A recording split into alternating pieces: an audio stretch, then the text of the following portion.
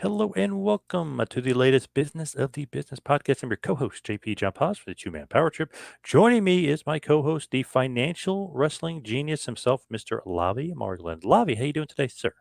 I'm doing good. We're sort of in the shadow of a lot of industry leader news from the NXT debut on the CW and the ratings holding up for a couple of weeks to AEW settling down with Warner Discovery finally with some Fox rumors in the wind. But we'll get to that, I think, in the way that works for us. So is there room for another mainstream WWE competitor? Is it Fox? I mean, does a big AEW deal raise all the ships? What do you think about that? What does Freddie Prinze think about that? So, one of the things that made me think about it a little bit was when Tony Khan said his promotion was, what he say, like it was for the weirdos or Sickos. whatever, Sickos. sickos. Made me think of that meme with the people, somebody looking in a window or something like that.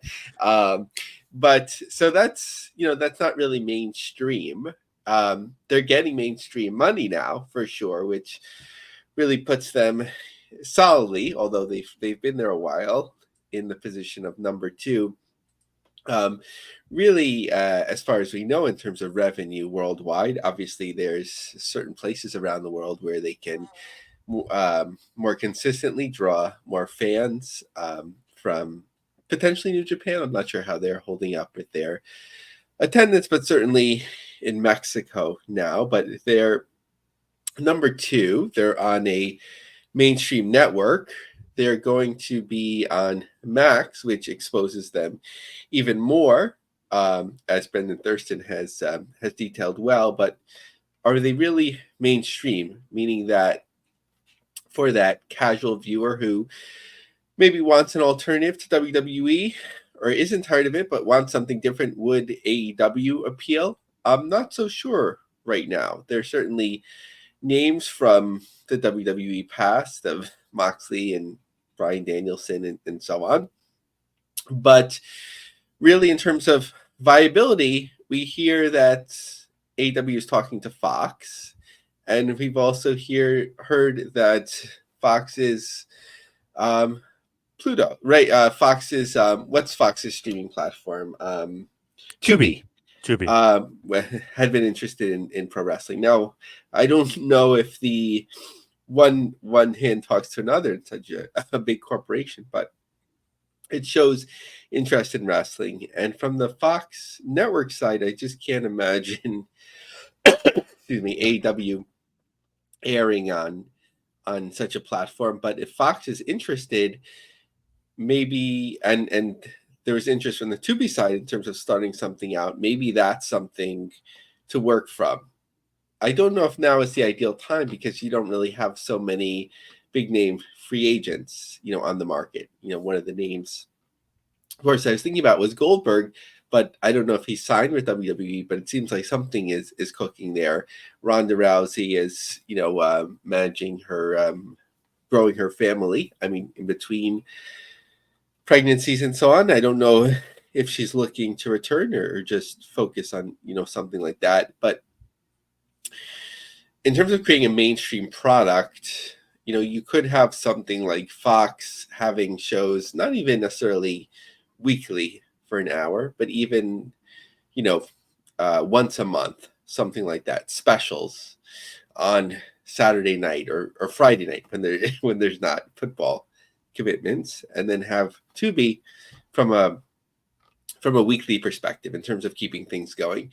I was thinking about this especially with the Fox part, that even looking at AEW now, right? They're going to Iowa. It's a 9,000 person venue, and they're 16 days out of as of this recording. And WrestleTix has it that they've moved 700 seats, 750 seats. So it's not easy. What I would say to do would be to spend money, go to a college town, drum up some excitement for people on the campus that will come in for free sodas and hot dogs and whatever it may be, and sort of like treat it like a studio taping to create excitement there, and maybe have wrestlers that don't want a full-time schedule that are names, whatever it may be, and celebrities and all that sort of thing, and make that sort of like have a big time feel, sort of like a Saturday night's main event type of experience back in the day. We'll see what the new one looks like too. But in terms of on a smaller level, Freddie Prinze Jr. recently commented, who's, constantly talking about his promotion, which hasn't gotten off the ground. The big dogs are all going to have their new homes. I think there's room for some of the smaller ones to come up, not just TNA, but the MLWs and the GCWs. I think there's room for them to find a spot on TV, and I know there are networks interested in their product. Is there a network interested in GCW's product? I don't know. We've spoken to Brett Lauderdale, who's talked about how being on television could be detrimental to them. But I think, from a special perspective, or in the right mix, the right formula, certainly you'd have more platforms, to grow on. The interesting thing to me, just about AEW fans in general, and it's so funny. It was interviewing somebody who was asking, "Oh, you think they're going to be profitable?" And somebody responded and was like, "You're an idiot for even asking that." I was like, "Wow, these fans are I don't know, never experienced that with some WWE fans. Where they're like, "You're an idiot for even asking a question." I was like, "Wow, these fans are really, really weird." And I was just looking at the guy's Twitter. Everything was reposting AEW. AEW is great. So I was like, all right, maybe we're not dealing with a sane, normal person here. But I was just like, man, that's not all encompassing for AEW fans. I was like, man, they really are like sickos. The crazy ones is like they really are. You even question if they're going to be profitable. But also, I noticed Meltzer had wrote back too and was like, oh, this is crazy because the guy had answered that was interviewing that they weren't going to be profitable. So Meltzer was saying that like that's a crazy thing that they will be profitable next year. But who knows? I still don't know. I really maybe have to talk to BTZ about it, Brandon Thurston, to really kind of get into the numbers or read the Observer, because I heard he has more of the numbers of what the deal is going to be. So I don't know if they're going to be profitable, but I just don't know if there's another league that'll be on TV that can be profitable in that regard too. Just it's a weird time in wrestling. There's so many popular leagues, but in other venues like GCW, way more popular live attendance and streaming. You know what I mean? Like TV, I don't know if that necessarily would do it for him. Yeah, I think like with Fox, like you'd have to like go big with it, which would be like a big risk where you're like, okay, let's negotiate for whomever like the big free agents are that are coming up. Like meaning like let's say like Steve Austin, right? He's connected to WWE. Is he under some type of deal? But like if you offered Steve Austin like $4 million for 2 matches, could you get him?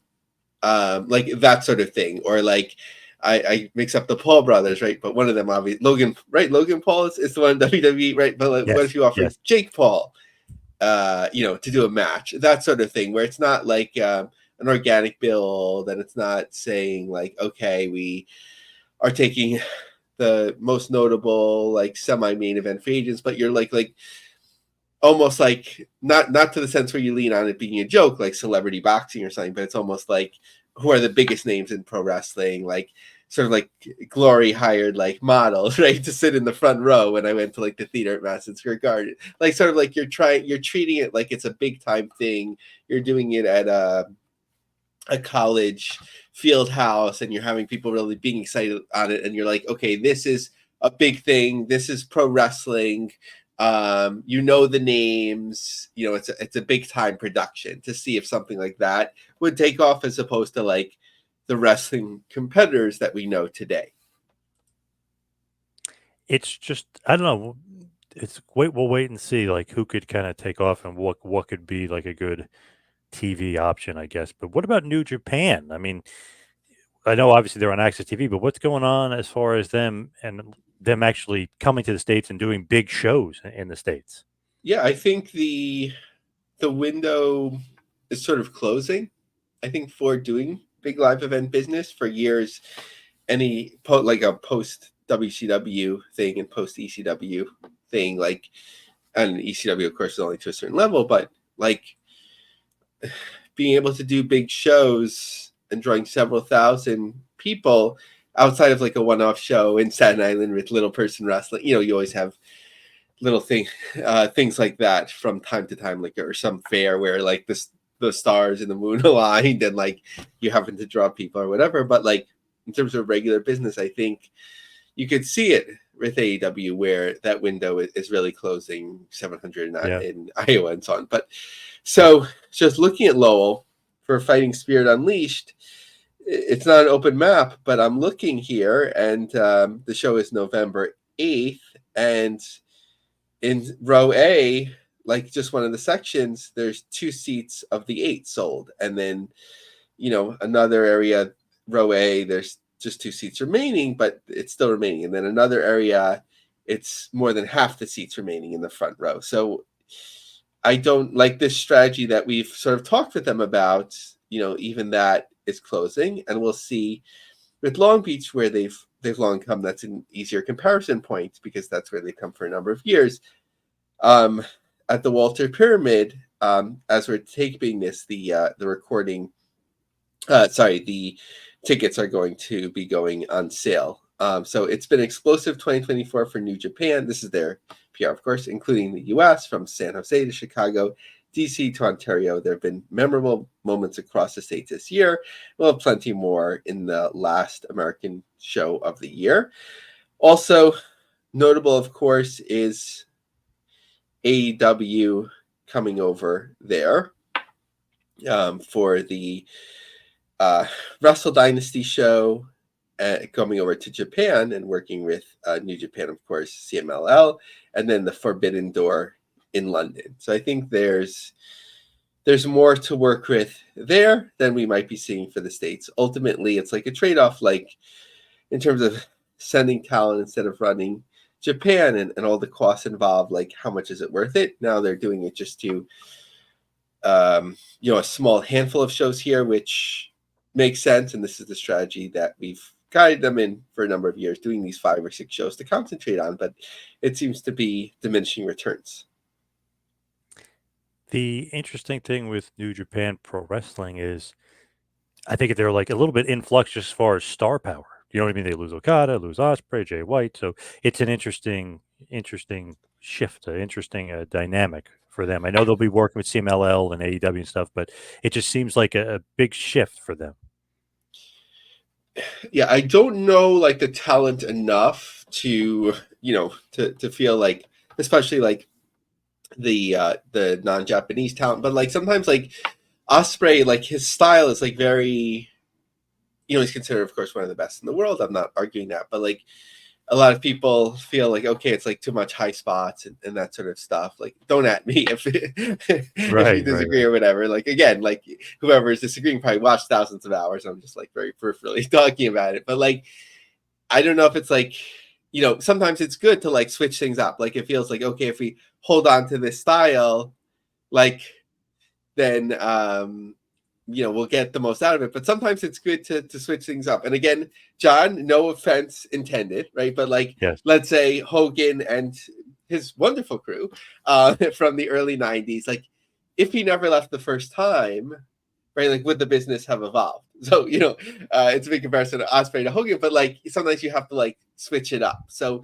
maybe they will find another way. And then, coming back and working with AEW and bringing these talents in certain degrees, like it freshens it up. Like I'm a big, relatively, right, like Zack Sabre Jr. fan. Like his style is different. He looks different. I don't know if his arms are as skinny as they used to be, but to me that was like a positive. It's just like, it was just different, right? Like he's really good. But he doesn't have to look like everyone else. He doesn't have to wrestle like everyone else. So him getting even more of a spotlight, maybe that'll be a plus too. So as far as Anthem is concerned, what's the latest going on with them? So for all the people that accuse me of being like a TNA hater, and I'm just looking at it, at least factually or depending on what it is from my perspective or opinion, it may be hard to argue that from the third brand on, that TNA for its big shows isn't the hottest third promotion in the country right now. Oh. It, for a while, and I wasn't trying to diminish it, like Montreal felt like a one-off. The anniversary show in Vegas, to the rebranding to TNA seemed like a one-off, but they're doing it consistently now. Right in the last big show, where was it? San Antonio. And here now Detroit, it looks like most of their floor is gone. It's hard to tell because it's GA, how much of the upper tier, but it looks like another big house, maybe another 2,000 people, depending. So they have that momentum there. I think it'll also be dependent on, with free agents coming up, who they'll be able to retain into the new year.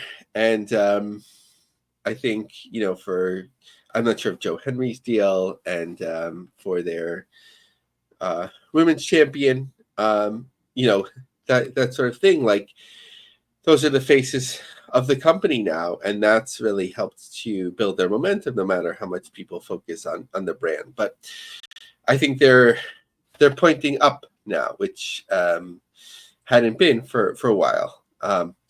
Now, of course, and we want to wish well wishes to everyone affected by the hurricane and still being affected by the hurricane. Hopefully that's dissipated by the time you're listening to this. But they had to move to Skyway Studios in Nashville, a venue that they know well, which holds about 150 people or thereabouts, and that sold out quickly there. No one was really worried about a sellout with the inexpensive tickets, but they turned it into a plus there. Now, it seemed like for a while, like, why do you focus on this TNA Plus streaming platform? But with issues with Triller and YouTube and so on, it seemed like they've been smart about it. I'm not sure how much it cost them with Endeavor for the hosting, but having their own thing internally might have been the best move. They offered a deal for the rest of the year, $35 to have access to a number of the resources there. But, and again, a strength of Anthem overall, and TNA is one of its brands, is getting out there so much on these streaming platforms. So there's yet another one that came out now, FLS, which has 100 sports channels, or more than 100 sports channels. So of course, TNA is well represented, as well as like the Fight Network and related platforms there. So as far as did something change with the structure of the company though, Anthem? Did anything change as far as that?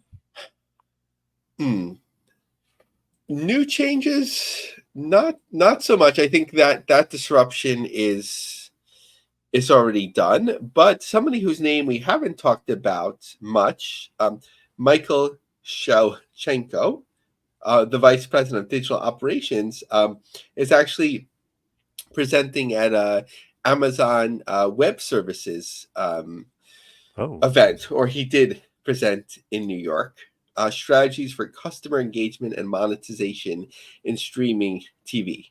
So would have loved to have heard that. Those things tend to be pretty expensive, but just in terms of finally for TNA Talk, is just looking at their schedule, like we talked about, Bound for Glory, and then followed by a TNA taping. Then later in November in Fayetteville, Double Shot, Turning Point in Winston-Salem, then Double Shot in Atlanta, of course, in Center Stage for Final Resolution and an Impact taping as well. Nice, like that. As far as speaking of Atlanta, the old NWA stopping around. What's going on with Billy Corgan and the old NWA? So people were kind of like dunking on Billy Corgan just because of a headline, which wasn't intended as such. It was sort of like, as long as I'm in charge of NWA, it's going nowhere. And everyone was like, yeah, you're right. That sort of thing. So, Yeah. I mean, when you have the money, like, he obviously enjoys a certain style of wrestling, or he's aiming at, as we've talked about, like, he's aiming for what he considers like mainstream, which is sort of like in a certain mindset, like big guys hitting each other, that sort of thing. Whereas some styles have changed. so he could keep funding this as long as he wants. Where, again, we don't know if AEW is profitable with what NWA is doing. We don't know what their profitability level either.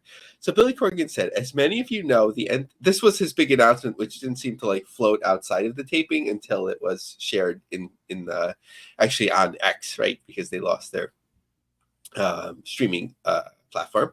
As many of you know, the NWA is the spiritual home to so many legends. Because this is the oldest wrestling brand in the world, 76 years and counting, 76 years of continuous operation, sort of. I bought this company to bring it back to the top, and we are going to do that because as long as I own the NWA, we aren't going anywhere. We can't be stopped. We are wrestling history. We are wrestling as it's meant to be. If any man wants to come out and try and take the NWA from me, he'll have to do it, or she'll have to do it out of my cold, dead hands. So Wow. the NWA continues. So, if it makes him happy, right? As we know from the reality show, and he's married, he has wonderful children, he gets to tour with them. Let him live his life as much as he wants. But as a business, that's when we question it. So NWA has announced that for the next 5 weeks, NWA Power will stream Tuesdays at 6:05. So I think at this point we're a couple weeks into that. So I'm curious, where are they going next? I'm wondering how much lead time they had, because to me, it seemed obvious that, for WWE coming to the related platform or the network, whereas they were the streaming, that it wouldn't last. But maybe it seemed like because one is one thing and one is the other, that maybe they would be able to stay under the radar. But that didn't last. But in terms of positive news, they were in a small school in Queens, and it looked full, sold out.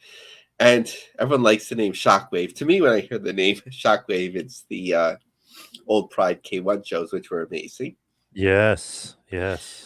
But NWA using it for Forney, Texas, the OC Theater, where they've been before, on Saturday, January 11th. So just looking at sort of some of their shows, because it's a mix of, they have these affiliates now, and they have their own promotion, so we might be missing some. Some of them are so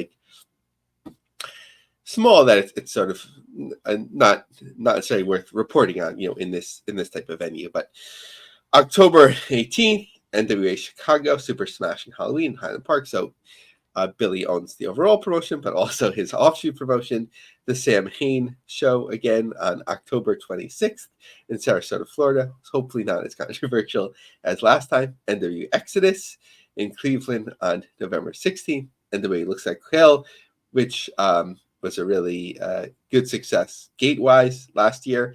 And they're returning to Dothan on December 14th. And then the aforementioned Shockwave show into the new year.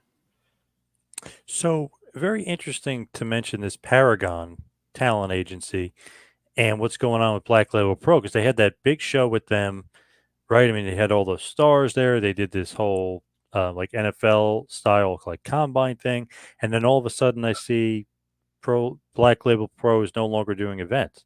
So what happened there? But first, I guess tell me about Mojo Raleigh and Paragon, and then what happened with Black Label Pro. Hype bros, hype. Dean Mutati, Mojo Raleigh, has seemingly found a wonderful spot in the business as a powerful agent in pro wrestling. So Paragon Talent Group, they seem to be affiliated with a number of big names, Wheeling and Dealing and so on. And I don't know if it's a natural extension, but it made sense, would be to invest or acquire in a pro wrestling promotion. So about 5 months ago, there was an announcement from Mojo. Paragon Talent Group was in attendance for our first show as co-owners of Black Label Pro, and it was a massive success, featuring Ziggler, Elias, and Zack Ryder. The show was a case study delivered for Paragon sponsorship opportunities. Arbo's Cheese Dip and Andrew Abergast were the title sponsors. Not only was the Arbo's logo printed on the turnbuckle, ring skirts in the ring, but our main event, Royal Rumble, was named the Arbo's Big Cheese Championship, with a custom wrestling belt delivered to the winner by the owner himself in the ring. As if that was not enough, we even had our talent using cheese dip in their matches as a weapon. I remember Catalyst Wrestling had a match sponsored by like a spicy chip. So whatever works, right? As a weapon for thousands watching attendance and streaming from home, check out these awesome photos. Oh, there's Mojo's email. I'm not going to announce it on here. It's not a secret, but I'd love to have him on the show. So, Yeah. So let me save that for later to see how we can create custom sponsorship opportunities for you and your company. Okay, so that made sense. You know, Black Label Pro like was really one of those like breakthrough, like not the biggest independent promotions, but one that like whenever they did something, it would get a lot of buzz and positive feedback. So you think like Mojo Rawley investing in it, more spotlight, more access to opportunities, even better.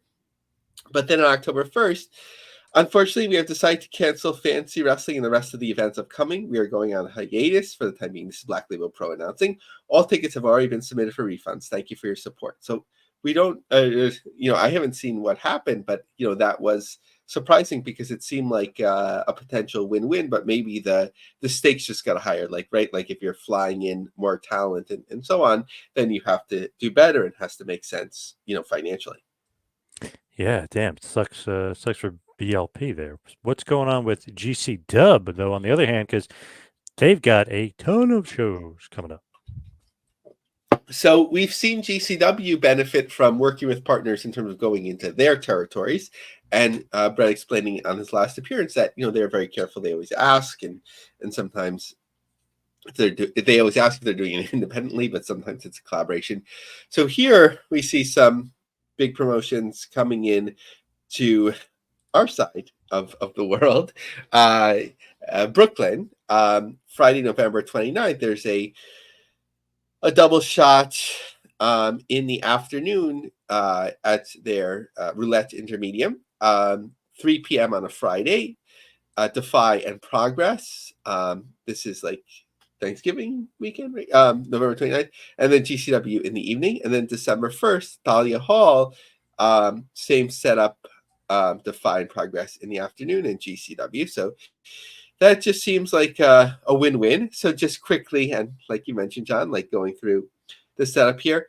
So in your neck of the woods here, they're back to Atlantic City. This weekend is recording it, the Art of War Games and Fight Club. The ticket sales looked really slow the last time that I looked. So maybe just running too much of the market, and especially when the weather isn't great. Golden, Colorado on October 18th.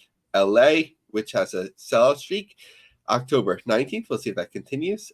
National City, California, the Monster Bash on October 31st. Hawaii Mania, November 2nd.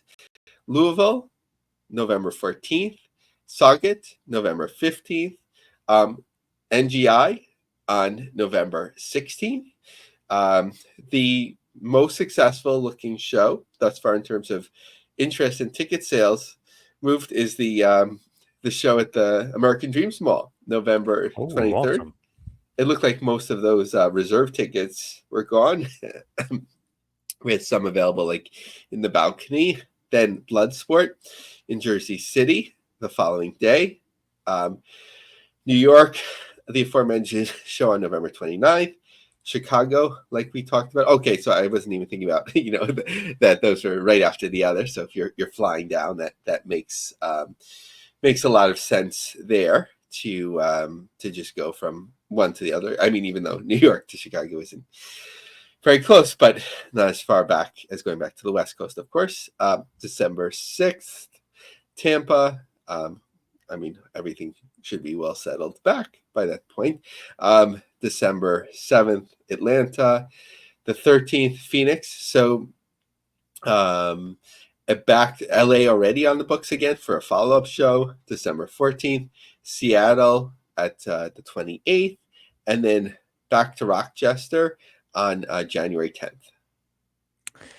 So obviously they got a lot of stuff coming up. And then MLW's got some shows coming up, but not only that, They've got a figure deal coming up. Very cool for MLW. So, of course, they had some disruption, as many did, in their planned Florida taping. There's nothing rescheduled there, so they'll have to go with some classic content or figure something else out. But they have a monthly rhythm, which makes sense. November 9th in Chicago, Lucha Apocalypto. New York, December 5th in Queens, and January 13th in Dallas. Now, just a little bit going back with their figure deal, right? They had a figure deal previously. I think, what's that, Toy Figures Inc.? I'm not sure, but unfortunately, I think 3 of the 4 talents were already gone by the time the figures came out. However, one of them was Jacob Fatu, so that having that first figure for him probably carries even further. Now, Powertown Toys, which is doing a lot of cool things, I didn't know that they had the Galoob brand, so that's like nostalgic as well. So, so this is like a niche product, but it's always fun to see. Today announced an agreement with iconic action figure company Powertown to produce an exclusive line of MLW action figures under the revitalized Galoob brand. The multi-year deal will celebrate the popular original Galoob line from the 90s and feature the same iconic style posed action figures that many MLW fans grew up on. I still have the Steiner brother ones like in a drawer. Those held up well. Nice. Yeah, like the the plastic ones, like I would, like really bend them, and sometimes like the metal would come out, but the hard plastic, right, the bendable, but the hard plastic ones stayed up well. Now the iconic style of figures will return, featuring a whole generation of fighters from MLW. MLW is expecting the new action figure line to be available on sale in 2025 and will be the biggest offering of MLW's roster action figures ever.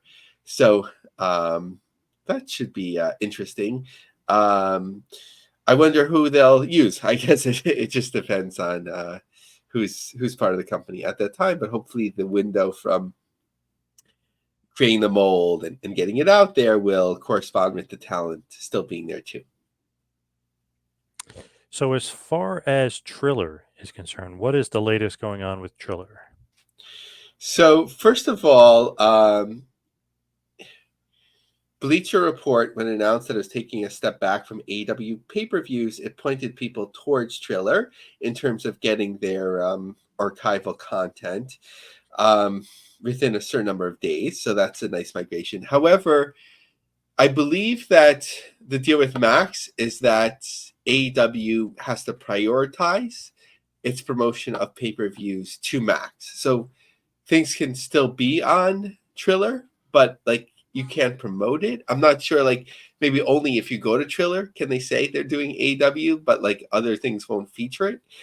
So that'll be interesting to see, because ppv.com is also running promotions for AEW at the moment. So we'll see that become more limited with the Max deal, from my understanding as well. In sort of like bigger, more overarching news, there's always a lot of talk with the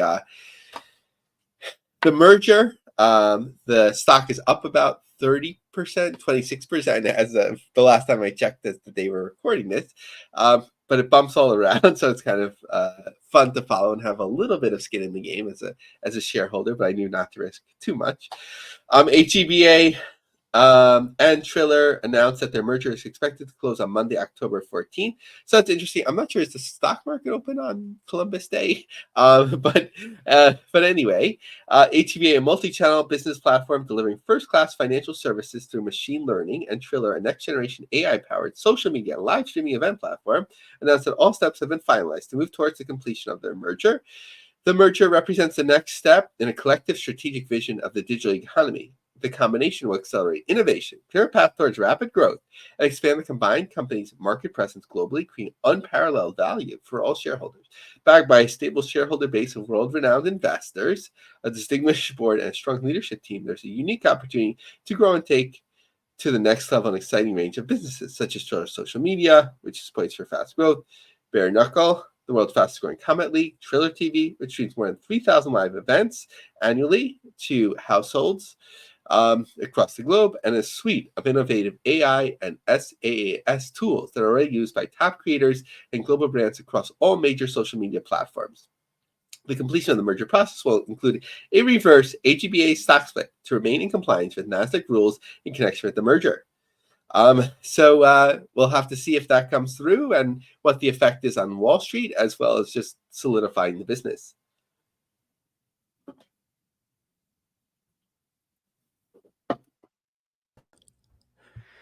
All right. Sorry about that, Lavie. What else did you want to discuss today? What else did you want to talk about? So for the second time, I've discovered WoW's salary rates. Yeah, that was I, interesting. I was looking at that. Very interesting. yeah, and I think it's pretty consistent with last year's. So they advertise on Backstage. So prior to the last 2 years of tapings, they listed like what they're looking for.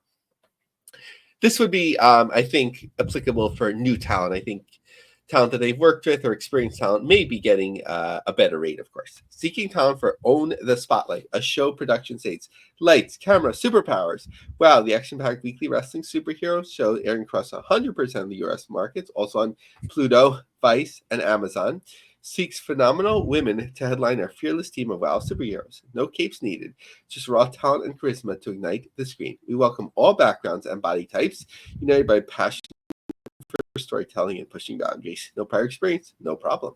WoW provides comprehensive training in LA, led by industry experts, transforming you into a real-life action hero. So this occurred on May 1st. Shoots fall 2024 in LA, which it did. So the rate is, this is for 4 months.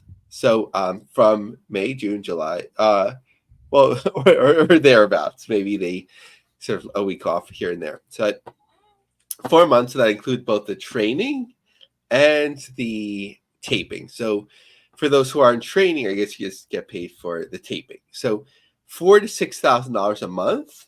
So $16,000 to $24,000 for an estimated 4 months of work, plus merchandise and royalties. So that's not bad for for somebody just starting out in the business. You get a national platform and a pretty good rate. It's a pretty good amount of money there. Yeah, it's just interesting that for the most No part, experience. For no no experience.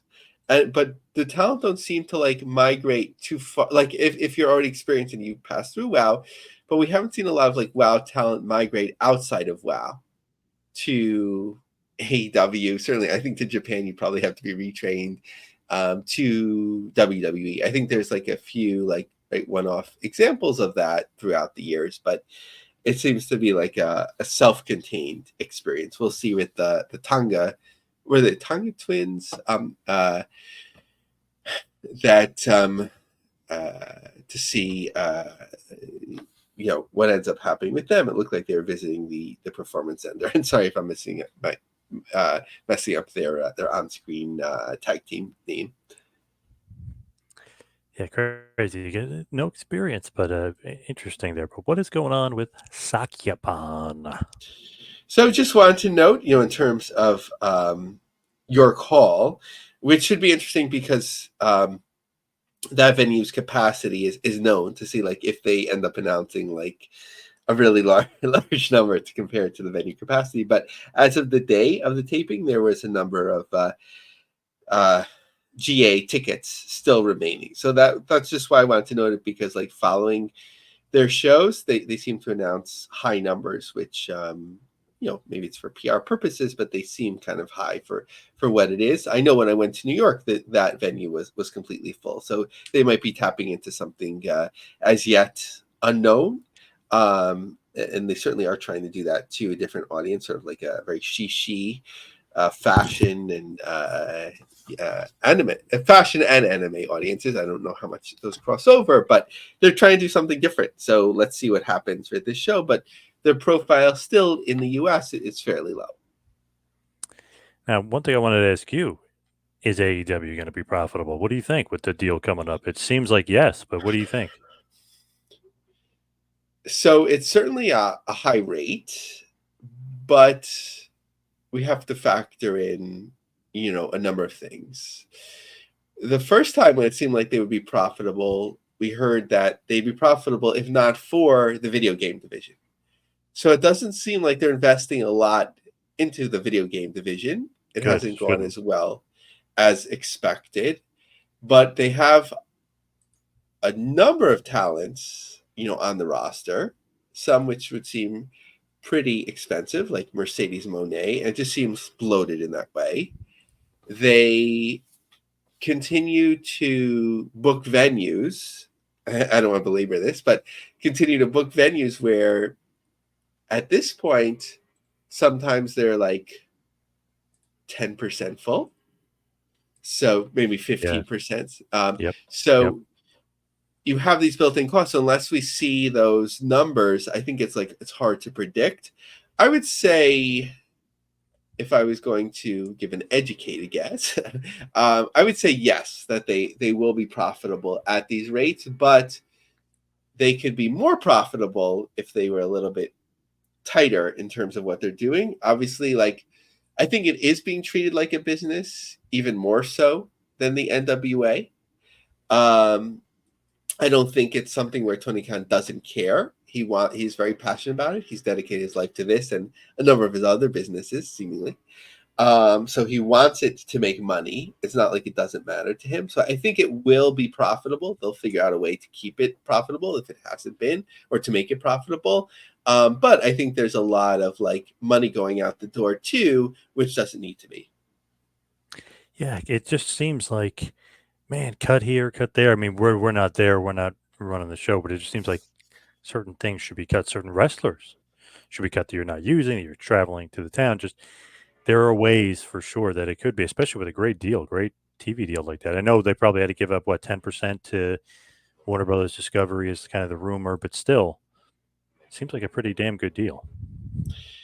Yeah, like, and if you're willing to use that amount of money or have that many bottom line costs, like maybe there's a way of being more effective in doing so. Spend more money on production. Like, it just seems, and I haven't watched a lot of it now. You're in these huge venues and you're keeping it dark, so you may as well be anywhere, that sort Yep. of thing. Or Yep. you lost some great talent. I mean, you don't want them there just because of the money, if they're not motivated or they're not happy. But look at the talent that's like migrating out, and especially like at the highest levels of WWE right now. Like, instead of having 50 talents you're not using at the bottom, can you use that to secure your top talents? The fact that Daniel Garcia is remaining is a big thing, but they're also missing out on like some great talent that like were names that really grew with them, at least on the national stage, but that don't seem to like make it to TV every week. Or maybe they've said things or been immature at certain points, and like they don't seem to like be able to get out of that hole, and they could be like contributing a lot, but they're not. Yeah, it's a I don't know, it's an interesting time in the business for them, but it just seems like it was all leading to this deal. Everything's come up to this deal. Like, let's turn the corner here and let's hit the right venues. Like, you know what I mean? You got to hit on all cylinders here. Let's go to the right spots. Let's book the right talents, book the right angles. It just feels like, wow, now we're going to this gigantic arena and it's completely dark. And then you get these people posting pictures, making fun. It's just a lot of negativity about running the wrong arenas. It just, it feels like you're overspending for no reason. I think AEW's challenge was, and I wrote about this like maybe right before it started, when they've had just a pay-per-view or whatever. It was like everyone wanted to be everything to them, and there's a lot of different like flavors. That some of them wanted to be like the ultimate super indie and cutting edge and high flying. Other people wanted to be like nostalgia or old school, or US is New Japan, like sort of like an American based New Japan type of company, strong style, but or a top level competitor to WWE. Like, it's hard to like satisfy all of those things. And then when the wheels started falling off a little bit, with like backstage issues, with Cody Rhodes leaving, with CM Punk's issues, with arena struggles, then like it just started like pointing downhill, and then like certain reporters like Alfred at Forbes just like taking so much joy, seemingly, at least, I think he's a comedian too, so maybe it's a little bit Yeah. tongue in cheek, but Yes. like on X, seeming to like enjoy their struggles too. That you have that negative perception, whereas like WWE like started ascending, just with its sound. I think like there's very few moments where you'll have like that crossover where people are just happy with what it is. Generally, like maybe like WWF and WCW in like late 1997, early 1998, where everything seemed to be going well on both Mm. sides. But like it seems like for most people there has to be like a winner and a loser. Unfortunately, yeah, the tribalism is nuts now with pro wrestling. There's kind of no doubt about it. It's been absolutely nuts. Like I said, I've seen the sickos firsthand. I mean, obviously, I've seen some nutty WWE fans too, which were going crazy about the bad Dynamite rating on Tuesday night versus NXT head to head. People, I mean, too much joy with that one. Yeah. Like, and I came across the sickos thing sort of like with New Japan once, or I've mentioned on the show, like I just made a joke about like Enochiism. And like it seemed to set people off. And like first I was like hiding tweets for hours, and then finally I had to delete it. Like it was just like ridiculous. And that was like, a tiny, tiny taste of it. And I think ultimately it comes down to like people's values and their lives. And like, I'm not going to say like the mom's basement thing, but like when I was 17 and didn't have anything going on, like I could be like super ready to argue about wrestling or sports or whatever it Yeah. is. But like Yep.